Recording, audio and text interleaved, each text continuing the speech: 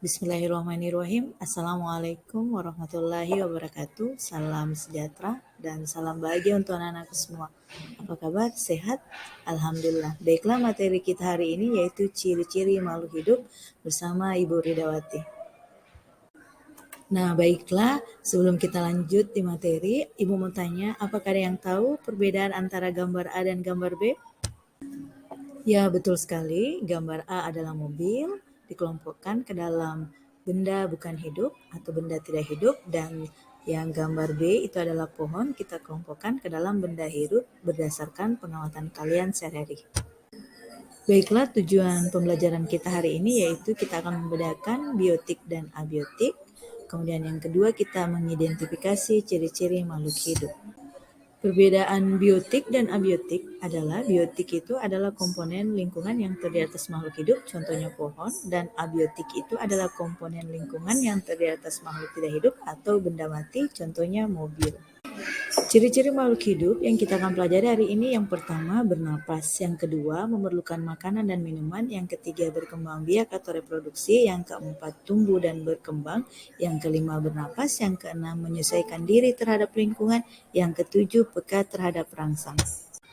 Ciri yang pertama yaitu memerlukan makanan. Saya kira semua makhluk hidup memerlukan makanan. Makhluk hidup memerlukan makanan dan air, manusia memerlukan tumbuhan dan hewan untuk makanan, dan sebagian hewan juga memerlukan tumbuhan untuk makanan.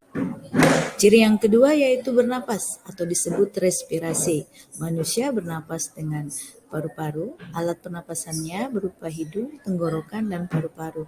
Sedangkan pada hewan alat pernapasannya bervariasi, ada yang menggunakan insang pada ikan, trakea pada serangga, dan kulit pada cacing. Sedangkan pada tumbuhan alat respirasinya yaitu stomata.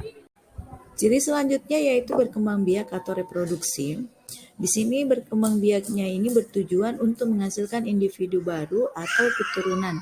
Dia ada yang memerlukan pasangan, yang contohnya pada hewan yaitu memerlukan hewan jantan dan hewan betina yang nantinya menghasilkan melakukan reproduksi, menghasilkan telur dan menghasilkan anak ayam kembali. Sedangkan untuk tumbuhan ada yang bisa menghasilkan individu atau keturunannya dengan bagian tubuhnya sendiri, contohnya cocor bebek yaitu dengan daunnya, kemudian pisang dengan tunas, begitupun dengan bambu dengan tunasnya.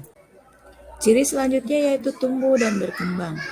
Tumbuh perubahan ukuran yang tidak dapat kembali ke ukuran semula, sedangkan berkembang perubahan fungsi dari setiap organ menjadi lebih sempurna.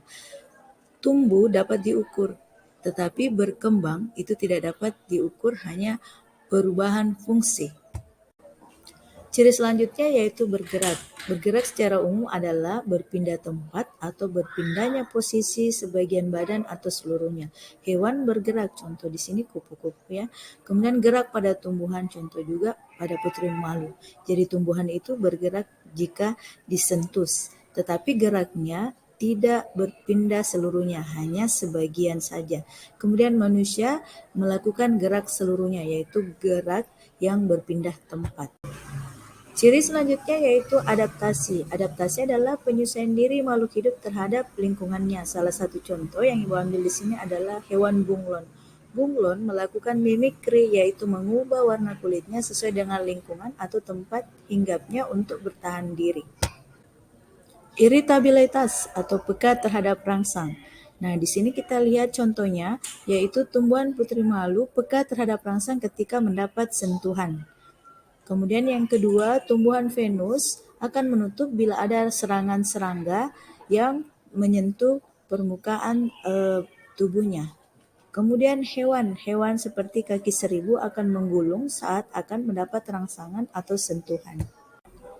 Nah, sekarang kita masuk ke contoh soal. Perhatikan gambar berikut. Yang pertama, gambar tumbuhan dari biji bertunas sampai tumbuhan muda. Kemudian yang kedua ada gambar kupu-kupu, yang ketiga gambar ibu menyusui, dan yang keempat adalah gambar telur menjadi ayam. Nah, gambar yang menunjukkan ciri makhluk hidup berkembang biak adalah A1 dan 3, B1 dan 4, C2 dan 3, D3 dan 4. Oke, jadi yang betul adalah 3 dan 4, yaitu ibu menyusui dan telur menjadi ayam. Itu merupakan proses berkembang biak. Contoh soal yang sama yaitu pada contoh kedua yaitu telur ayam menetas menjadi anak ayam.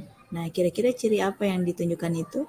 Oke, jadi ciri yang ditunjukkan adalah ciri berkembang biak. Demikianlah materi kita hari ini, semoga bisa dipahami dan terima kasih untuk perhatiannya.